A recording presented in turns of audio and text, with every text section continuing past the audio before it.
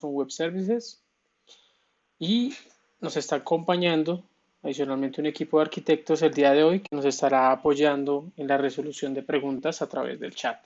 Bien. Bueno, cuando nosotros hablamos de arquitecturas escalables y queremos subir a atender millones de usuarios y queremos que nuestra arquitectura sea capaz de crecer, es importante tener en cuenta diferentes consideraciones. Entonces, lo primero es entender cuál es nuestro objetivo, a qué le estamos apuntando, cuántos clientes son los que nosotros queremos soportar con nuestra arquitectura. Y adicional a eso, que si nosotros estamos proyectando un crecimiento a largo plazo, pues que nuestra arquitectura sea lo suficientemente flexible para ir creciendo en la medida de esa demanda. Pues bien, cuando nosotros estamos hablando de escalar, escalar requiere ciertos esfuerzos, ciertas definiciones de arquitectura que nos van a permitir a nosotros ser lo más flexibles posibles para que la resiliencia, la alta disponibilidad sean partes importantes dentro de nuestra definición. Entonces, lo primero que hacemos cuando hablamos de escalar en AWS es buscar. Entonces, cuando nosotros estamos buscando nuestros navegadores, lo primero que encontramos es escalando en AWS. Y vamos a ver 66 millones de resultados o incluso más al día de hoy, donde hay mucho que leer. Y acá vamos a encontrar algunos features de autoescalamiento que no necesariamente es donde debemos empezar. Esta herramienta finalmente no es magia, la del AWS Autoscaling, vamos a hablar un poco más adelante de cómo funciona. Pero también hay otros elementos que son importantes a tener en cuenta, ¿no? Y no es lo que va a arreglar todos los problemas. Es decir, autoscaling no necesariamente nos va a resolver a nosotros un problema de escalabilidad de nuestra arquitectura. Bien, entonces me van a preguntar, bueno, ¿qué necesitamos entonces? ¿Por dónde arrancamos? ¿Por dónde empezamos? Lo primero que debemos empezar a entender es la infraestructura global de AWS. Actualmente tenemos 24 regiones geográficas, 77 zonas de disponibilidad y más de 220 puntos de presencia a nivel mundial. Esta infraestructura ha ido creciendo con el pasar de los años, con el pasar del tiempo y seguimos habilitando nuevas ubicaciones y nuevos lugares donde nuestros clientes pueden desplegar sus servicios. ¿Y por qué es importante tener en cuenta esto? Cuando nosotros queremos también definir nuestra arquitectura y que tenga un alcance global, estos elementos empiezan a jugar un papel muy importante de dónde nosotros debemos ubicar nuestros servicios y hacia dónde también debemos apuntar en otras geografías si queremos atender a otros clientes.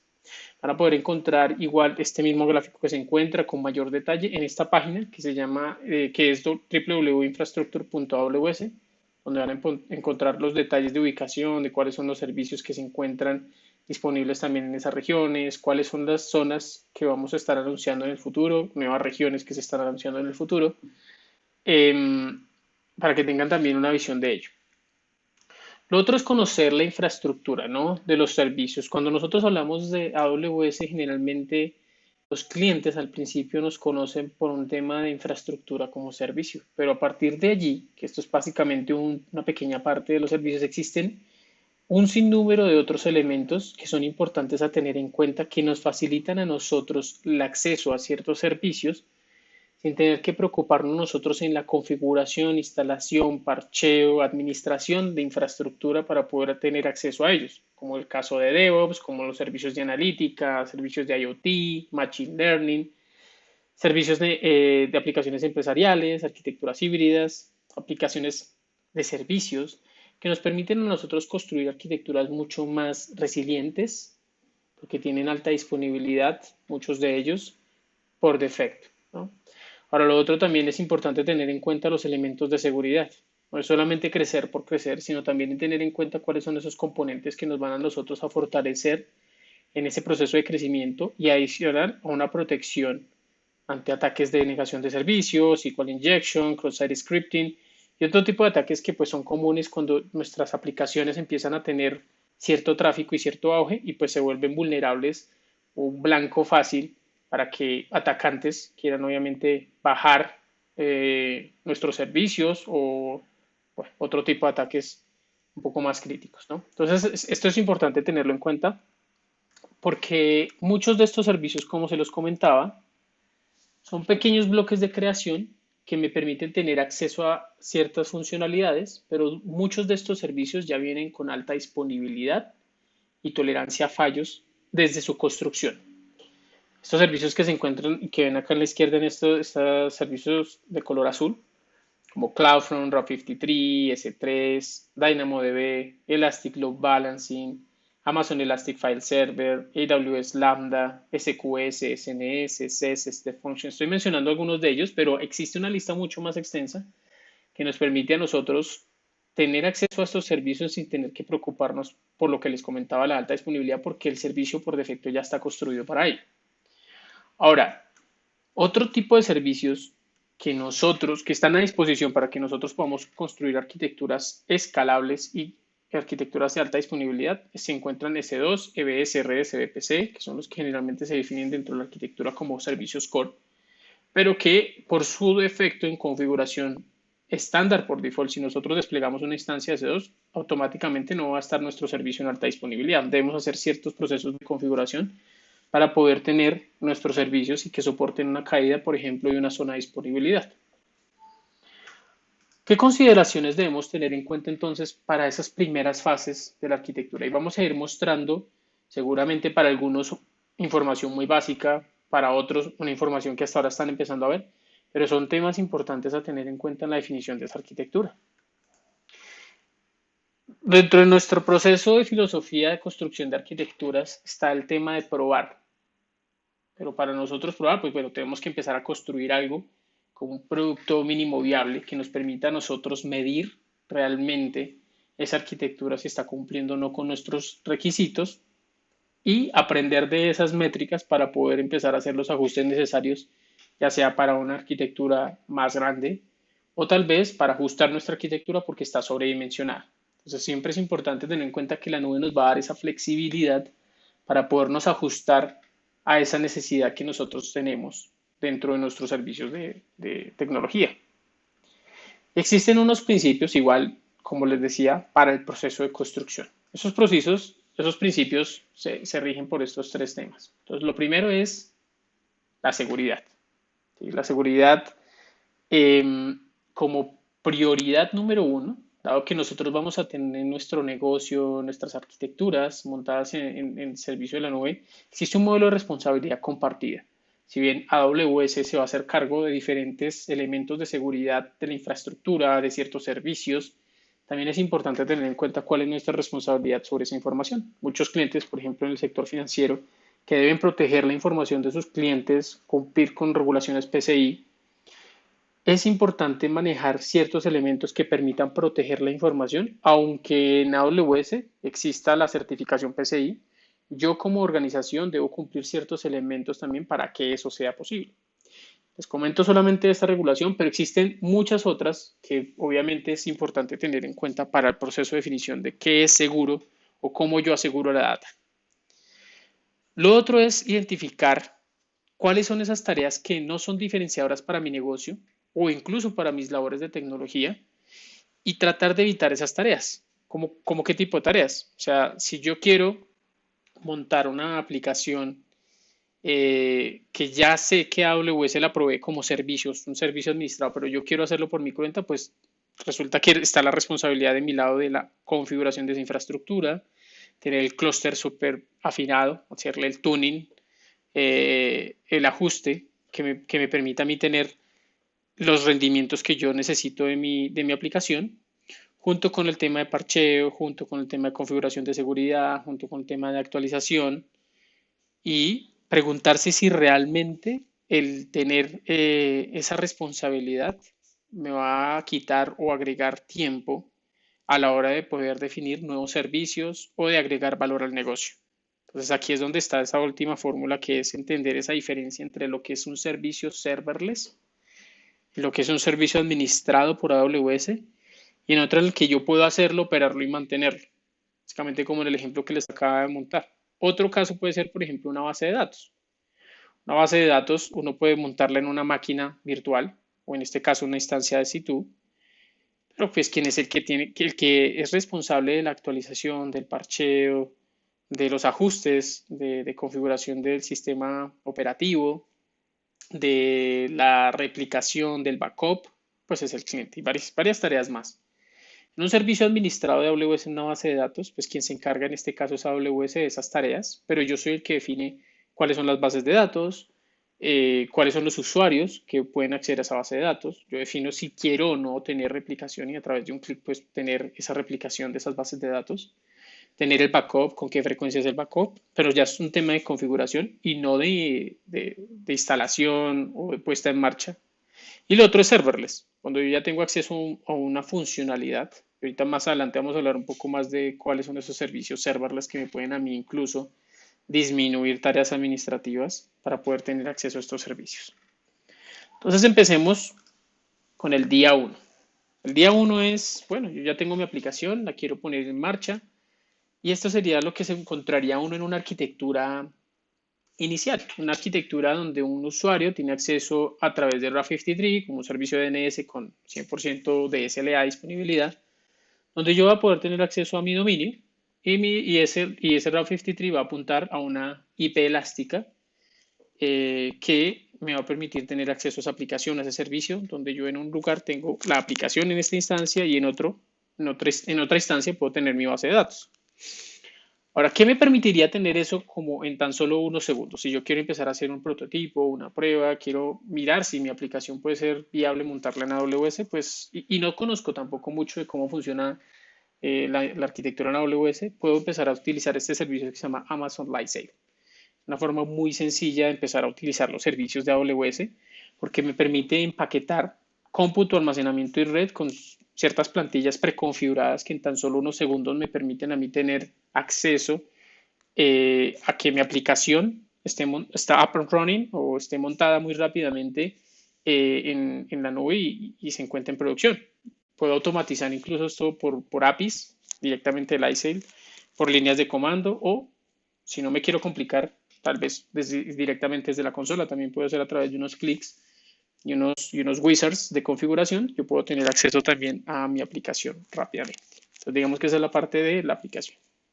Ahora, si yo quiero mirar este punto del tema de las bases de datos, que yo tengo diferentes opciones. Una es autogestionada, donde yo soy el que me encargo de la configuración completa de la instancia de C2, como les decía, el sistema operativo, parcheo y adicional a eso de la base de datos, de la actualización. Existen otros servicios completamente gestionados, donde yo puedo tener acceso a las bases de datos, como el caso de RDS, MySQL, Postgres, Oracle, MariaDB, Microsoft SQL Server, o otros servicios gestionados como una base de datos no SQL DynamoDB, Neptune, otros como MongoDB o Cassandra también, que me permiten a mí tener esos servicios de manera gestionada. Es decir, como les comentaba, la responsabilidad de la actualización del parcheo, de que ese servicio se encuentre con unos SLAs de disponibilidad, en este caso es 100% AWS. En el caso de RDS, haciéndole un poco de doble clic para las bases de datos relacionales, se encuentran también algunos servicios como en el caso de Aurora, que es compatible con unos motores de bases de datos open source como es MySQL y Postgres SQL, los cuales han sido mejorados por temas de rendimiento para que en Aurora se puedan ofrecer mejores servicios de tiempos de respuesta. Y adicional a eso, nativamente tiene proceso de autoescalado de almacenamiento. Me pueden permitir a mí llegar hasta 64 terabytes de información. Me permite hasta 15 réplicas de lectura en caso de que mi aplicación requiera demasiado capacidad de lectura y yo quiera desbordar esa capacidad no en el nodo maestro, sino en otros nodos de réplica, pues poderlo hacer con tan solo unos clics. Poder tener copias de seguridad incrementales hacia S3 y pues que nativamente puede tener una replicación de 6 veces dentro de 3 zonas de disponibilidad la base de datos. Ahora, existe otra funcionalidad adicional a este servicio que es gestionado por AWS, que es la opción serverless. Y ahora ustedes me van a decir, bueno, ¿cómo una base de datos relacional, o en este caso un RDS, puede ser serverless? Pues bien, la base de datos serverless me permite a mí tener un escalado automático bajo demanda para aplicaciones con tráfico variable. Es decir, yo tengo una base de datos que yo sé que en algún momento no va a tener ningún uso, no voy a tener ningún acceso, pero en el momento en que lo necesite, necesito tener esa base de datos. Ya ahí tengo dos caminos. O tengo la base prendida todo el tiempo o utilizo un mecanismo como en el caso de serverless que va a iniciar bajo demanda y se va a apagar cuando no esté en uso, que va a escalar automáticamente si requiere tener una instancia mucho más grande. En este caso es un escalamiento vertical gestionado 100% por AWS y se paga por la capacidad de uso. Es decir, si yo estoy usando una máquina más pequeña, pago por esa máquina pequeña, pero si en los siguientes minutos empiezo a tener otra máquina más grande, pues pago por esa máquina más grande. Y si en los siguientes minutos ya no se está usando la base de datos, no se tiene ningún costo. Se paga por lo que se usa, básicamente. Ahora, muchos se preguntan, bueno, pero ¿cuándo es el momento de pasarse a una NoSQL o cuándo no usar una NoSQL? Pues nosotros recomendamos Nosotros recomendamos empezar con bases de datos SQL. Si aún no estás familiarizado con bases de datos no SQL, dado que pues, para las librerías en SQL hay mucho más en temas de código, hay herramientas existentes, son más conocidas, hay unas comunidades y código que es mucho más extenso. En el caso de SQL, bueno, en el SQL también está creciendo bastante, pero hay unos patrones claros de escalabilidad. Es decir, si ustedes ya conocen el modelo relacional de bases de datos, se puede empezar por SQL. No se va a quebrar una base de datos SQL con los primeros millones de usuarios. En serio, no va a pasar. Y pueden empezar con ese modelo. Ahora, si ustedes definen que en algún momento mi base de datos va a ser completamente variable, porque en el escenario yo necesito tener una base de datos sin esquema, o sea, unas tablas que pueden tener diferentes columnas o diferentes patrones o parámetros. Yo ahí puedo empezar a tener en cuenta una base de datos no SQL y también si yo quiero tener una escalabilidad de terabytes de información donde yo necesito tener acceso intensivo a esa data y donde yo necesito tener unos milisegundos de respuesta. ¿Por qué más podría yo necesitar una NoSQL? Porque mis aplicaciones requieren una latencia muy baja. Porque yo necesito un conjunto de datos basado en metadatos, son datos altamente no relacionales, es decir, yo no tengo que hacer un query muy complejo para obtener la información, no tengo que relacionar muchas tablas para obtener el dato. El caso de NoSQL es muy de llave valor, por ejemplo, o un documento en JSON donde yo necesito obtener un valor específico y lo necesito tener muy rápido. Y adicional a eso, donde también necesito tener una rápida ingesta de información de miles de registros por segundo. Entonces aquí yo puedo obtener terabytes de información, donde en este caso, el caso de Dynamo, va a poder escalar de manera horizontal sin que yo tenga que hacer todo un proceso de sharding o un proceso de distribución de data de manera manual, ¿no? Y en ese caso las bases de datos NoSQL me facilitan ese tipo de comportamientos. Ahora, en los temas de seguridad, si yo quiero, y esto aplica desde el momento cero, empezar a tener un login, un registro, un inicio de sesión, pues bueno, aquí hay dos caminos. Yo genero mi propio proceso de construcción de gestión de identidades, lo hago manual, identifico cómo se crean los tokens, trato de hacer los patrones OAuth 2.0 de implementación manual, o puedo empezar a utilizar un servicio gestionado, como es el caso de Cognito, que me permite federar diferentes identity providers o proveedores de identidad para poder tener esa autenticación y autorización, esa gestión de tokens, donde en el momento en que una persona se loguea, puedo yo empezar a darle ciertos permisos de autorización hacia el backend que yo tengo en mi aplicación. Entonces yo puedo tener un directorio de usuarios gestionado por mi cuenta, puedo tener incluso una interfaz hosteada por Cognito para el tema de usuario y contraseña. Y seguramente ustedes lo habrán visto en muchas aplicaciones que crean y tal vez ustedes ya lo tienen hoy. Es tener los botoncitos de logueese con Google, logueese con su usuario de Facebook, logueese con su usuario de Amazon.com, con OIDC o cualquier proveedor de OIDC o un SAML provider para que yo pueda darle opciones al usuario para que se pueda autenticar. Es decir, que yo pueda permitirle a esa persona usar credenciales de otro proveedor, como en estos casos que acabo de mencionar, para que puedan acceder a las aplicaciones. Lo otro es tener credenciales de AWS para que puedan ejecutar ciertos servicios o la aplicación puede ejecutar ciertas funcionalidades o llamados a APIs del backend y pues mantener, como les comentaba, un estándar justamente de esos tokens como el JWT, provisto por el OAuth 2.0 y todo lo que viene alrededor de él en temas de seguridad. Bueno, nuestras aplicaciones van a seguir creciendo y una vez nosotros llegamos a 1000 usuarios, pues tenemos dos caminos. Crecemos horizontalmente o verticalmente. Horizontalmente es crecer más número de nodos del mismo servicio y verticalmente es tomar este mismo servidor y agregarle más recursos, más memoria, más cómputo.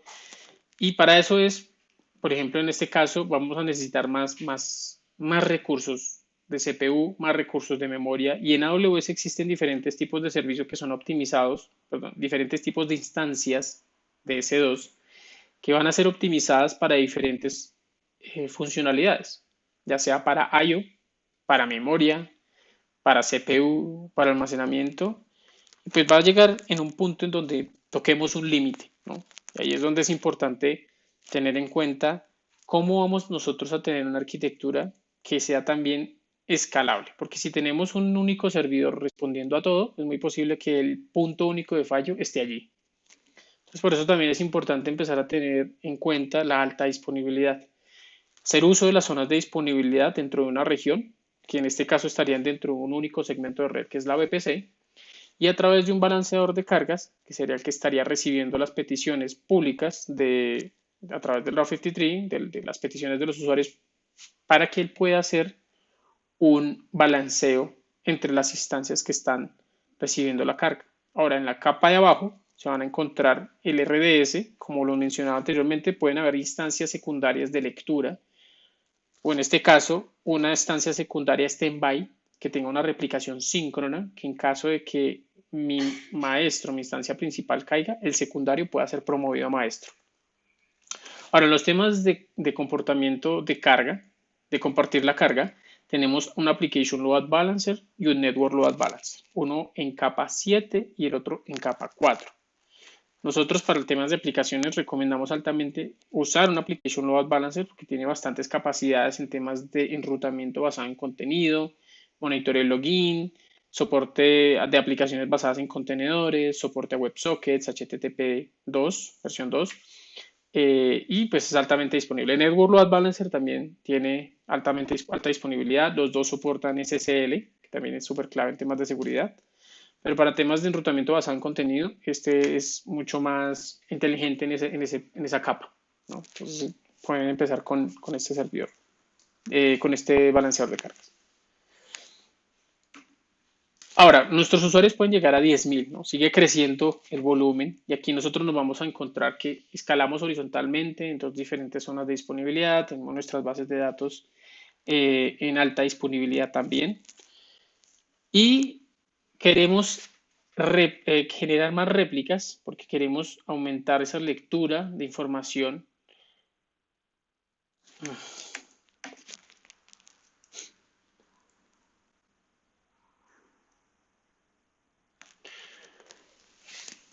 Bien, y nosotros vamos a llegar a más usuarios, a más de 10.000 usuarios, donde nuestra arquitectura se debería ver de este estilo, ¿no? Crecemos horizontalmente, tenemos una capa de base de datos que es maestro esclavo o principal y secundaria, donde en caso de que el principal caiga, el secundario va a ser promovido a principal. Pero queremos tener mejores tiempos de lectura porque si se dan cuenta, todas las operaciones caen en un único nodo y hay una contención en esa base de datos. Para todas las operaciones de lectura, podríamos usar esos nodos de réplica de lectura de Amazon RDS que desbordan de alguna forma esas capacidades para que yo pueda eh, tener mejores tiempos de respuesta en esas operaciones. Todo lo que sea escritura iría directamente al nodo principal, todo lo que sea lectura iría a la réplica de lectura. Y adicional a eso, yo puedo empezar a desplazar un poco la carga, ¿no? Aquí digamos que hablamos de una carga de base de datos y podemos moverla un poco a otros nodos, pero también existen otros elementos como el CloudFront y S3, que son servicios completamente serverless. En el caso de CloudFront, utilizar el Content Delivery Network y empezar a tener un bucket de S3 para tener contenido estático. ¿Cómo funcionaría esto? Yo tengo aplicaciones web que tienen imágenes, tienen contenido que es estático. Yo podría distribuir directamente S3 y todo lo que tiene que ver con el comportamiento dinámico de la aplicación iría directamente a esta capa lógica de las instancias y la base de datos. S3 es un servicio de almacenamiento de información basado en objetos. Es altamente durable, tiene 11 9 de durabilidad Es ideal para estos archivos estáticos. Escala automáticamente, no hay una limitación de almacenamiento y me permite tener objetos hasta de 5 terabytes de información y soporta un cifrado en reposo y en tránsito, donde yo puedo gestionar las llaves o decirle a Amazon que sea el que gestione las llaves de cifrado de este contenido. Ahora, en temas de CloudFront, en Amazon CloudFront nosotros tenemos acceso a más de 220 puntos de presencia, como se los comentaba un poco anteriormente, hacer uso de ese CDN o Content Delivery Network para la entrega más rápida de la información, dado que ese CDN se comporta como una caché. Es decir, los clientes no van a tener que ir a acceder directamente al contenido estático o a las imágenes de mi página web hasta la región donde se encuentran almacenadas, sino voy a ir directamente a un único punto de presencia donde yo puedo tener también un soporte de TTLs, es decir, tiempo de vida de esa información, donde yo puedo definir con qué frecuencia se tiene que actualizar esa información en esa caché. También tener certificados SSL para seguridad, puedo hacer streaming de video y adicional a eso otra protección para, para temas de denegación de servicio, hacer uso de esa red que tengo en CDN con protección de Shield para poder tener esos análisis de comportamiento y que CloudFront sea quien frontee ese tipo de ataques. Ahora bien, yo quiero desplazar un poco más la carga, ¿no? O sea, digamos que yo ya sé que la base de datos me da unos buenos tiempos de respuesta, pero tengo cierta información que puede ser accedida rápidamente a través de una caché. Y ahí es donde existen otros servicios gestionados de Amazon, como Elastic Cache, donde yo tengo la opción de usar un nodos de Memcache o Redis, que pueden ser escalables a uno o varios nodos, que soportan self-healing, es decir, que en el momento en que hay una caída de uno de estos nodos va a ser automáticamente reemplazado por AWS y yo voy a tener milisegundos de respuesta a mi aplicación, mucho más rápido de lo que tendría incluso en una lectura en una base de datos o en un query. Yo puedo tener ciertos registros montados en esa caché, como las sesiones de los usuarios, como ciertos valores o parámetros que son importantes para mi aplicación, para que no tenga que ir siempre a la base de datos. Y si quiero desplazar otro poco más la carga, ahí es donde yo puedo empezar a tener incluso ciertos elementos en bases de datos no relacionales de mi aplicación, de la lógica de mi aplicación. DynamoDB es una base de datos no SQL administrada que me permite a mí tener un rendimiento rápido y predecible en temas de escalabilidad. Es totalmente distribuido y tolerante a fallos porque él maneja su sharding internamente. Y como les comentaba, es compatible 100% con JSON. Si bien es una base de datos orientada a llave-valor, también me permite a mí soportar documentos, en este caso como JSON.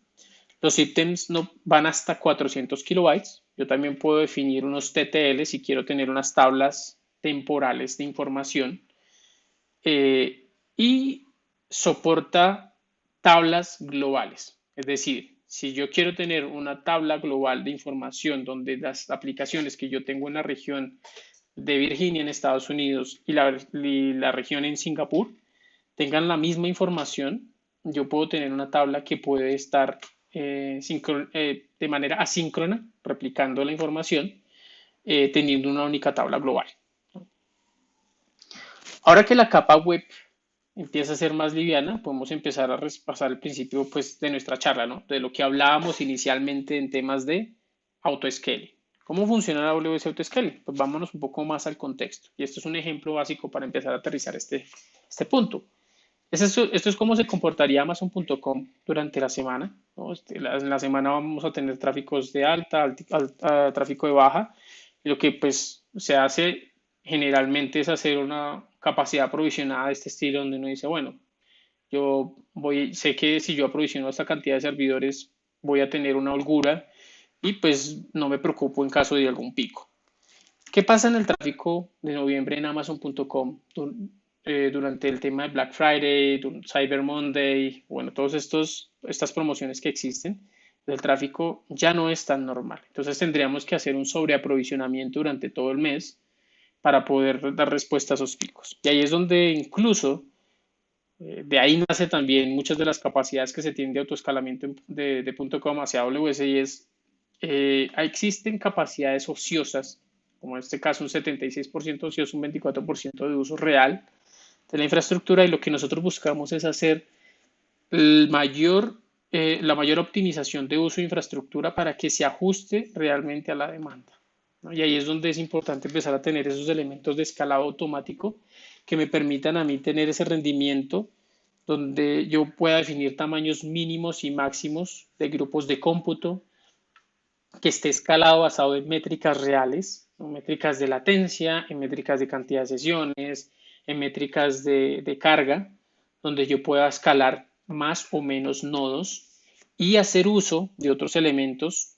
de combinación de instancias on demand, instancias spot, donde yo pueda tener una configuración costo eficiente para mis arquitecturas cuando yo ya sé cuál es el comportamiento normal de mi arquitectura y poder desbordar en periodos de tiempo temporal con unas instancias spot. Ahora, imaginemos que ya nuestra arquitectura ha seguido creciendo. Tenemos acá grupos de autoescalamiento, tenemos cachés, bases de datos gestionadas con RDS, bases de datos NoSQL, S3, CloudFront, y esto empieza a ser pues cada vez más complejo, ¿no? Más grande. Y ahí es donde es importante en las labores de operación de sistemas o la parte operativa empezar a automatizar, ¿no? Y es súper clave empezar a hacer uso de herramientas que me faciliten a mí la tarea, como en el caso de System Manager, que me permite a mí automatizar diferentes tareas operativas, tanto en la nube como en on-premises, tener un lugar centralizado que me permita a mí tener acceso administrado por Session Manager, por ejemplo, a las instancias de C2 sin tener que instalar o configurar un Bastion Host o un Jumpbox, como se diría en Windows. Automatizar tareas comunes, donde yo puedo incluso lanzar un comando a diferentes instancias al mismo tiempo. Tener una gestión de cumplimiento. Almacenar parámetros, donde yo quiero tener, por ejemplo, las URLs de configuración de una base de datos, donde yo quiero tener algunos parámetros o información guardada bajo ciertos elementos de seguridad con llaves de cifrado. Puedo hacer uso de parameter store o secretos. Por ejemplo, cuando yo quiero utilizar eh, un usuario y un password que están rotando constantemente, que me permiten el acceso a una base de datos, yo puedo hacer uso de Secret Manager junto con otros elementos como en este caso KMS para cifrar la información. Entonces ahí a través de esto es importante empezar a automatizar esto porque imagínense en el caso que les comento del usuario y el password, empezar a entregar un usuario y password y cada vez que se hace una rotación de esas credenciales, actualizar una aplicación o actualizar un parámetro en una base de datos para poder acceder a otra base de datos. Entonces es importante empezar a tener aquí una gestión de esos elementos que son claves y empezar a pensar en la automatización. Ahora, eso es en los temas de gestión operativa.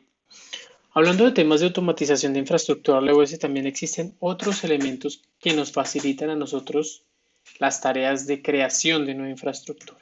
Entonces, desde el Wizard Do It Yourself de crear una instancia de C2 a través de la consola, como otros niveles de alto servicio, como el caso de Obscure, para aquellos que están familiarizados con Chef, Puppet, que nos permiten a nosotros hacer diferentes capas o layers de infraestructura, donde podemos incluir balanceadores de carga, servidores en infraestructura de C2, bases de datos en RDS, para automatizar ese despliegue junto con la configuración de redes de seguridad asociados a estos servicios.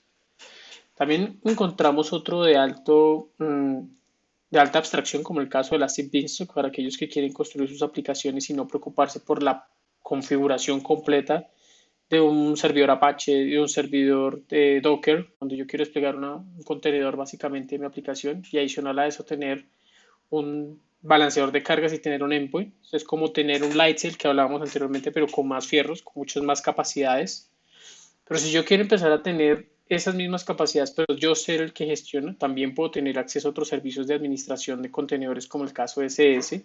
Para aquellos que les gusta la comunidad de Kubernetes, también está la opción de Amazon EKS. Pero si yo adicional a eso ya no quiero tener una infraestructura que operar o de despreocuparme de la cantidad de nodos que yo tengo que aprovisionar para tener mi servicio de contenedores, también está Fargate de AWS que me permite desbordar esas capacidades que yo puedo tener en SS o en EKS tras de un servicio serverless que se encarga de aprovisionar las capacidades de contenedores que yo necesito.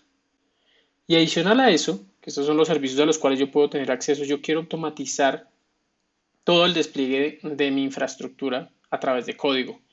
Y eso lo podemos hacer a través de CloudFormation, que es un servicio que me permite a través de documentos YAML o JSON hacer un despliegue completo de configuración de mis servicios de AWS que se integra con estos servicios de AWS y con aquellos que no, puedo hacer custom resources o automatizar esa configuración a esos servicios a través de las APIs. O si yo tengo, digamos que más acceso al código, me gusta más desplegar a través de JavaScript o algunos otros lenguajes que se encuentra el AWS CDK, que me permiten tan solo unas cortas líneas de código resumir mucho de lo que se podría hacer con CloudFormation. Ahora bien, también se debe pensar en la automatización del despliegue de las aplicaciones. Y ahí es donde es importante tener un pipeline de Continuous Integration y Continuous Deployment, o CICD, en AWS. Existen diferentes servicios desde el momento en que yo desarrollo, donde puedo tener acceso a un IDE como Cloud9 para desarrollar, y otros elementos que me permiten gestionar todo el ciclo de vida de mi aplicación desde el momento en que yo hago un commit a mi código, hago el building de ese artefacto, hago un testing de pruebas o integro diferentes herramientas de terceros para poder hacer pruebas sobre estas aplicaciones y finalmente las despliego, ya sea en un ambiente de desarrollo, desplegar en un ambiente de pruebas, desplegar en un ambiente de producción y gestionar todo este pipeline a través de CodePipeline. Ahora bien, nosotros empezamos a tener cada vez más usuarios y es súper importante empezar a tener un control y un monitoreo de métricas y registro. Esto incluso yo lo recomendaría desde el momento cero, porque es el momento, es la brújula o es la guía que nos va a dar a nosotros la información precisa de qué es lo que debemos ajustar dentro de nuestra infraestructura y poder optimizar al máximo el rendimiento de cada servicio o componente que estamos usando. A través de CloudWatch ustedes van a encontrar diferentes dashboards o monitoreos que les van a permitir a ustedes hacer métricas a nivel de host, donde les va a decir a ustedes uso de CPU, cantidad de IOPS, networking. Ustedes pueden tener acceso a logs, análisis de logs, de todo lo que está sucediendo en sus aplicaciones o en los servicios. También pueden tener métricas agregadas, donde pueden ustedes juntar la información de diferentes servidores para poder empezar a tener una información mucho más consistente de patrones y ver cuáles de pronto son los servidores que están siendo el cuello de botella, o incluso tener información de tiempos de respuesta de sus usuarios, cuánto es el promedio de respuesta de la página web hacia sus clientes externos, cuánto se está demorando en la ejecución de ese proceso y tener también obviamente métricas que les facilite a ustedes tomar decisiones de qué es lo que deben ajustar dentro de su arquitectura. Entonces, CloudWatch en este caso me permite a mí tener esa recopilación de métricas y registros, tener alarmas, tener paneles o dashboards para poder visualizar esa información de forma centralizada, actuar, es decir, tomar decisiones basadas en esas métricas, no es simplemente tener un monitoreo y alguien que me esté monitoreando todo el tiempo para tomar acciones, sino que me permita generar eventos donde yo pueda automatizar las acciones. Tener análisis de tendencias y cumplimiento de regulaciones y seguridad, donde yo toda esta información obviamente la voy a almacenar de forma segura, toda la información de los logs y las métricas para temas de auditoría. En el tema de detección de anomalía, CloudWatch me permite a mí tener una definición de umbrales o estadísticas donde yo puedo definir en qué momento el comportamiento del CPU o el comportamiento de mis aplicaciones está por fuera de lo habitual y tener también logs, esos logs insights o tener, como les comentaba, un detalle mucho más granular de la información agregada de diferentes servicios, por ejemplo, en este caso, comportamiento de promedio de memoria con diferentes servidores, memoria activa, el caché, para tener una visualización y comprender los datos agregados también.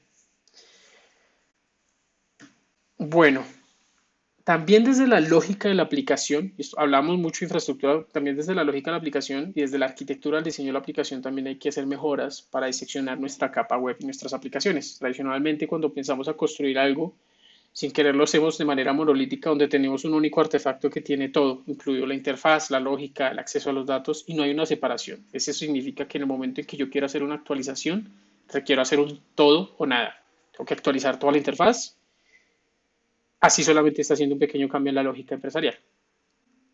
Y ahí es donde entra a jugar algo muy importante, que esto lleva muchos años en definición, pero como definición de arquitectura es muy importante, que es el SOA. ¿Qué significa esto? Es una arquitectura justamente orientada a servicios que me permite a mí desglosar de manera granular la lógica que yo tengo en la capa de la mitad, donde está la lógica de las aplicaciones, donde yo puedo hacer un pequeño cambio en uno de estos elementos ya sea porque quiero cambiar el código fuente, ya sea porque quiero cambiar la lógica completa de la aplicación y que eso no impacte la lógica que está desplegada en otros componentes.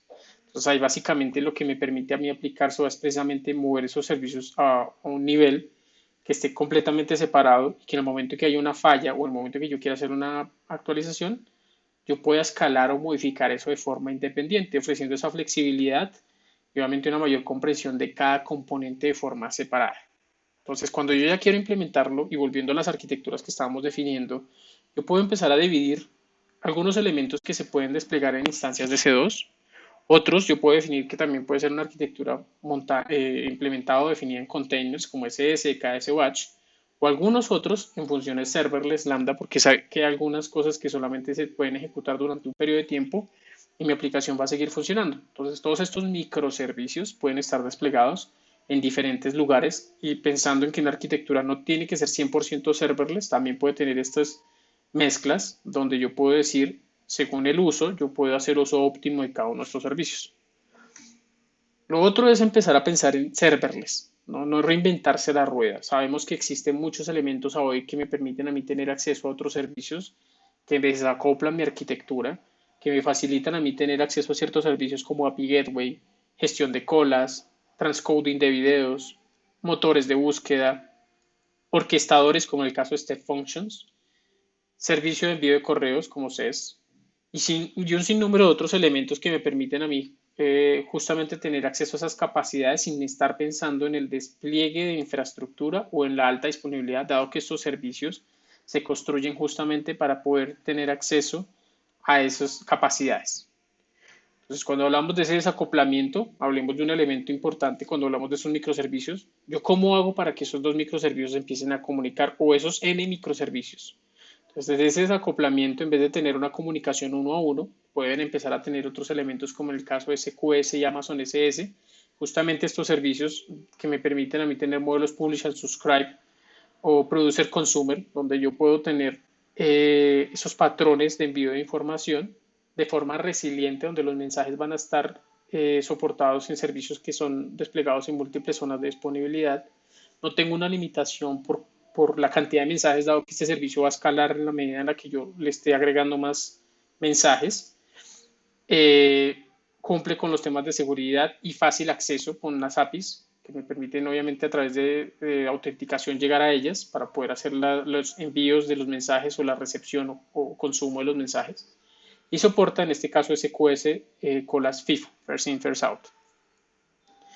Lo otro que hay que empezar a pensar es en las arquitecturas orientadas a eventos. Esto empieza a ser un poco diferente en la forma en la que nosotros concebimos las arquitecturas orientadas a servicios donde nosotros estamos consumiendo el servicio de manera directa. Y en este caso, con las arquitecturas orientadas a eventos, es justamente actuar o ejecutar ciertas acciones cuando un evento es creado o cuando un evento ocurre. Un evento puede ser una modificación de un archivo en S3, la creación de un nuevo archivo, la modificación de un servicio, de un registro, perdón, en una base de datos DynamoDB, llegó un stream de datos en un stream de Kinesis, se generó un nuevo evento en CloudWatch Event, llegó un nuevo mensaje en la cola SQS y yo tengo que hacer ciertas operaciones sobre esos eventos. Y ahí es donde Lambda juega un papel importante en esas arquitecturas serverless. Como ustedes seguramente lo saben, me soporta nativamente lenguajes como Java, Go, Shell, C Sharp, Node.js, Python, pero adicional a eso se extiende a otros lenguajes de programación que hoy me permiten incluso agregar esto dentro de Lambda. En el reInvent del año pasado también lanzamos la posibilidad de que el cliente pueda montar o subir contenedores dentro de Lambda y adicional a eso se aumentaron los límites de memoria para que la Lambda incluso pueda hacer uso de otras librerías orientadas a inteligencia artificial, por ejemplo, que requieren más recursos para que pueda procesar esta información. En este caso, estos eventos, imagínense tener un modelo de Machine Learning que en el momento en que llegue el evento, que Lambda sea quien lo procese. Entonces, ese tipo de cosas son posibles el día de hoy.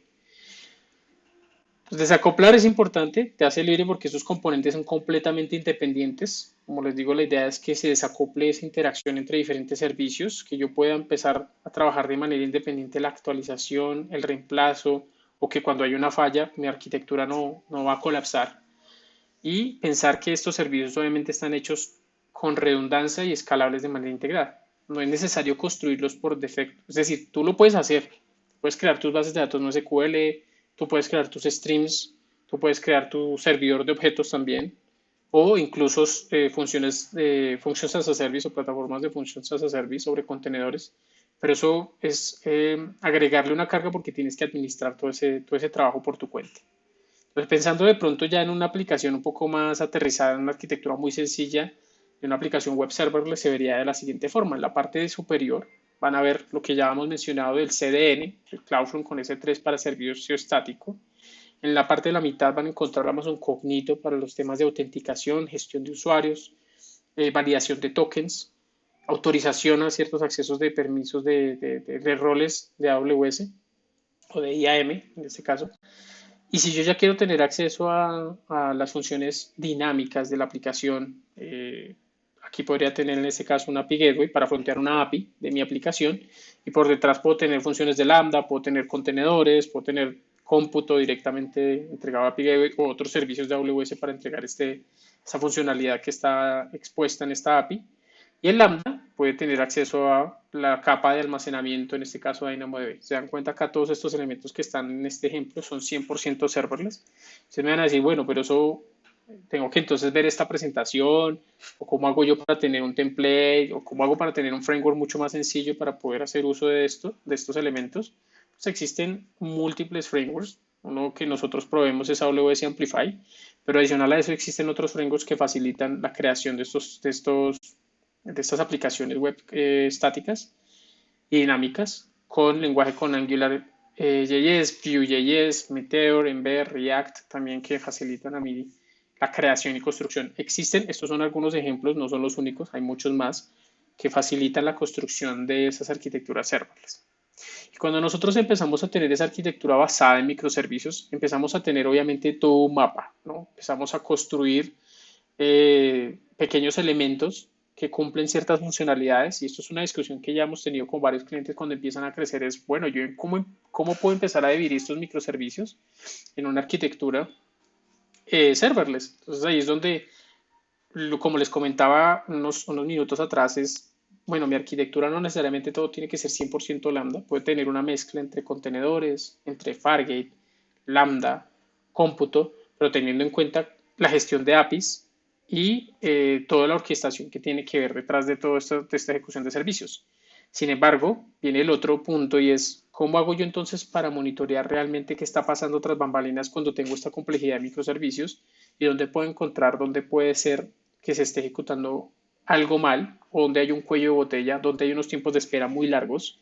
Y ahí es donde entra el servicio como en el caso de X-Ray que me permite a mí identificar esos cuellos de botella, identificar performance, impactos en los problemas de los usuarios, porque lo que me da a mí es una vista de cuáles son los tiempos de respuesta al final al cliente cuando él empieza a hacer una ejecución. Por detrás hay una orquestación de diferentes servicios, pero me da a mí unos tiempos de respuesta de cuáles son esas latencias que se le están entregando al final y cuál es la suma de todos los servicios que están por detrás. Y me permite a mí visualizarlo de forma gráfica como en este ejemplo. Van a ver ustedes diferentes circulitos verdes, algunos con amarillo, que me muestran a mí un mapa de microservicios, pero ese que está en amarillo, si se dan cuenta, ya tiene un margen o algunos trazas que vienen con error. Esas trazas son las que me muestran a mí qué fue lo que sucedió. Yo puedo hacer un doble clic para entender qué fue lo que sucedió con esa función, si es para ciertos casos específicos que está fallando. Y en muchos casos, en servicios como el caso de bases de datos o bases de datos no SQL, relacionales y no SQL, entender bien cuál fue la consulta que se hizo, especialmente para las relacionales, el query que yo lancé y entender cuánto fue el tiempo de respuesta a ese query, si es que yo tengo que hacer una optimización de ese query para poder tener mejores tiempos de respuesta, ¿no? Entonces esto me da una visualización del mapa de mi arquitectura a nivel de microservicios. Pues bien, ahora ya empezamos a escalar y empezamos a crecer a 1.000.000 de usuarios y quiero empezar a tener, obviamente, mi arquitectura que soporte toda esta cantidad de usuarios y mucho más. Entonces, hay unos elementos importantes y esto es un resumen y una recopilación de varios que hemos venido hablando. Entonces, lo principal es empezar a tener arquitecturas de alta disponibilidad, balanceadores de cargas entre capas, que me permitan a mí dividir o desacoplar fallas en diferentes servidores, escalar automáticamente con diferentes patrones o variables que yo defina para poder escalar, pensar en las arquitecturas orientadas a servicios, servir un contenido de forma inteligente, es decir, hacer uso de esa infraestructura que hay por fuera de las regiones de AWS para poder tener acceso de menor latencia para que mis usuarios tengan un mejor tiempo de respuesta, hacer caching fuera de las bases de datos cuando sea necesario, o para ciertas operaciones de lectura puedo tener unos mejores tiempos de respuesta para el caché, y pensar en cómo yo puedo desplegar esa infraestructura por capas de forma automática con los diferentes elementos que hemos mencionado anteriormente de infraestructura como código o como Chef, Puppet para poder hacer obviamente todo el despliegue de forma automática. Ahora, dentro de la arquitectura, esa arquitectura ya mezclando varios elementos que hemos mencionado de los temas serverless, de los temas de autoescalamiento, balanceadores de carga, se vería más o menos de esta forma. Y ahí es donde vienen pues los siguientes pasos, ¿no? Entonces aquí es importante empezar a desacoplar algunos elementos de mi arquitectura, desacoplar el monolito, como se diría en otro término, donde yo puedo empezar a mezclar ciertos servicios como Lambda, otros servicios como cómputo. En casos de estas instancias yo puedo desplegar contenedores dentro de esas instancias, que la comunicación sea a través de elementos como SQS, como SNS o incluso Event Bridge. Esa es otra discusión un poco más amplia, pero es importante que ustedes de pronto lo averigüen. Event Bridge es un elemento que me permite a mí generar arquitecturas orientadas a eventos. Hay unos patrones bastante amplios respecto a esa discusión, pero bueno, no está dentro del marco de esta presentación, pero es súper importante que lo averigüen porque eso ya es llegar también a otro nivel donde yo puedo gestionar los eventos de una forma centralizada. Y pues bueno, los elementos que mencionábamos anteriormente de temas de nodos primarios y secundarios, nodos de réplica, caché, empezar a tener mi arquitectura con los diferentes elementos que yo necesito para poder acceder a mis servicios. Entonces, los otros próximos grandes pasos que yo puedo empezar a tener son, bueno, yo ya quiero empezar a tener más de 5 millones. De 5 millones a 10 millones, ¿qué problemas me puedo empezar a encontrar? El problema principal va a estar en las bases de datos. Y aquí es donde existen diferentes elementos que yo puedo empezar bueno, estrategias que yo puedo empezar a implementar para poder solucionar algunos problemas potenciales. Esto no es una regla de oro, nuevamente son algunas recomendaciones de cosas que se pueden empezar a hacer. Y una es empezar a federar las bases de datos. Es decir, hay bases de datos que yo quiero empezar a dividir por su función, por su propósito, para que obviamente las aplicaciones no accedan a una única base de datos, sino que puedan, de acuerdo a su función, consultar de forma específica esa base de datos. Lo que empieza a ser es más complejo ese cruce de información, porque yo tengo que empezar entonces a tener varias conexiones en caso de que yo tenga que hacer un cruce de datos entre las distintas bases de información. Y no es un sharding, básicamente yo tengo mi base de datos, incluso puede que yo tenga datos replicados en distintas bases de datos. Entonces ahí es súper difícil, por así decirlo, hacer esto de primera mano, sobre todo si ya mi aplicación es muy grande y sobre todo si las tablas ya están muy grandes. Es una forma de hacerlo, pero existen otras estrategias, como en el caso del sharding. Por ejemplo, si yo quiero tener esa misma información, esas mismas tablas como ya las tengo, pero empezar a hacer una división de esa información de acuerdo al sharding o de acuerdo a una tabla donde yo digo ciertos pool de clientes van a cierto clúster de bases de datos, otro pool de clientes va a otro clúster de base de datos y que la aplicación sea lo suficientemente inteligente para consultar la información, ya sea del usuario o la información que yo estoy consultando de esa tabla, de acuerdo a una tabla de chart que me permita a mí tener acceso a esa información. Esto lo puedo hacer con bases de datos relacionales o con NoSQL, también aplica para las dos. Y el otro es cambio funcional, es decir, moverme de las bases de datos SQL a una NoSQL. En temas de federación es muy similar, pero digamos que en este caso en DynamoDB la facilidad es la administración de este servicio, porque DynamoDB es un servicio administrado 100% por AWS, el que se va a encargar de la escalabilidad. Yo soy el que define las capacidades de escritura y de lectura que podría tener la base de datos, o si lo quiero on demand también se puede habilitar. Algunos casos de uso es justamente estos que se mencionan acá, la clasificación y puntuación, ingesta rápida de información como los clickstreams que yo quiero analizar de mis clientes cuando están usando mi aplicación móvil o cuando están usando mi aplicación web. Cuando quiero usar también tablas temporales, metadatos, tablas, cuando son tablas muy grandes también, porque DynamoDB me va a facilitar a mí la tarea de sharding internamente dentro de la base de datos NoSQL. Hubo una revisión rápida de lo que hemos visto, del resumen, de los elementos que se deben tener en cuenta es principalmente, y esto casi se dan cuenta desde el momento inicial de mi arquitectura, es pensar en arquitecturas de multi-AZ, y no depender de una única zona de disponibilidad. Si bien sabemos que una zona puede estar compuesta de uno o varios data centers, es súper clave que esa multi-AZ, en caso de que haya una falla, pues tenga cómo responder, que mi negocio no se vea impactado, ¿no? Si bien yo puedo también tener infraestructura como código que me permita replicar lo que yo tengo en una Z en la otra, los temas de DR generalmente se piensan más en unas arquitecturas más grandes donde yo puedo tener dos regiones activas o una región activa y otra pasiva.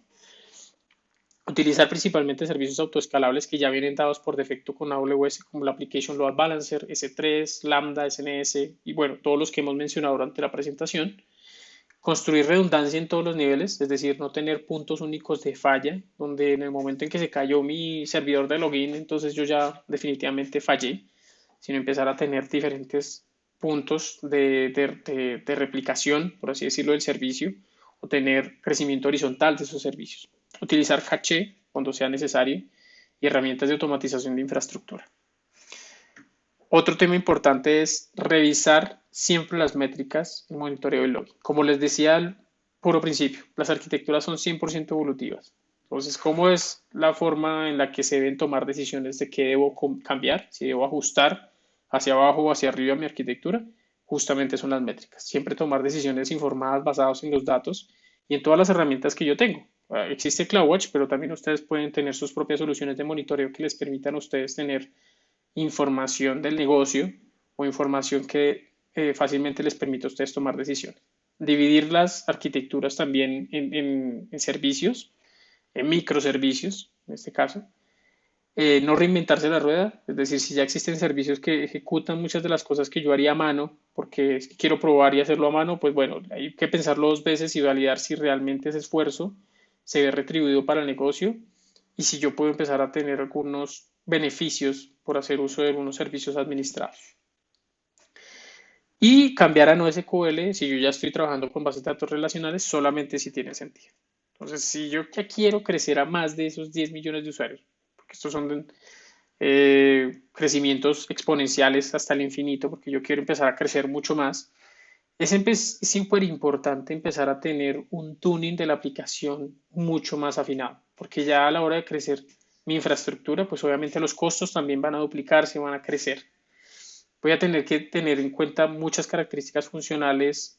Aquí agrego un tema y es el tema de arquitectura, perdón, de ingeniería del caos, donde yo puedo tener incluso más allá de la multi-AZ, múltiples regiones para poder soportar muchos usuarios a la vez y que sea lo suficientemente resiliente para que en caso de que haya una falla muy grave, pues obviamente la aplicación siga funcionando, esté up and running todo el tiempo con las capacidades necesarias. Este tema del caos engineering es súper clave también porque me permite a mí probar mi aplicación casi todo el tiempo. Si bien no necesariamente siempre se tiene que hacer en producción, que es lo más recomendable, también se puede hacer en otros ambientes, pero por lo menos que yo pueda definir patrones de comportamiento o puntos de control que me permitan a mí tomar esas decisiones para que mi aplicación sea resiliente. Analizar profundamente todo el stack, hasta todo el nivel de detalle, de pronto ver cuáles son los elementos que yo podría estar reemplazando por otros servicios gestionados como el caso de serverless o validar cuáles deben ser los criterios de escalamiento de manera mucho más granular, ¿no? Los otros pasos que siempre recomendamos es leer.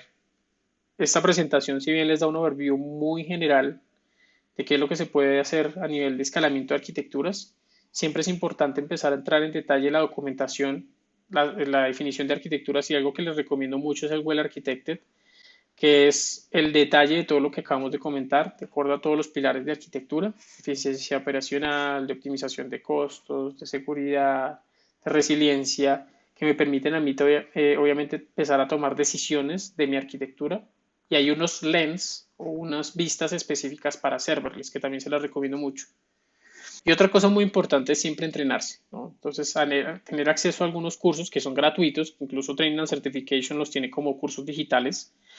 Y adicional a eso, tener acceso, si es posible, a algunas ofertas de aulas privadas o aulas que vienen dadas por proveedores de partners nuestros, como el Architecting on AWS, tener acceso también, contar con esos instructores expertos de AWS para poder obtener esa información y esas best practices.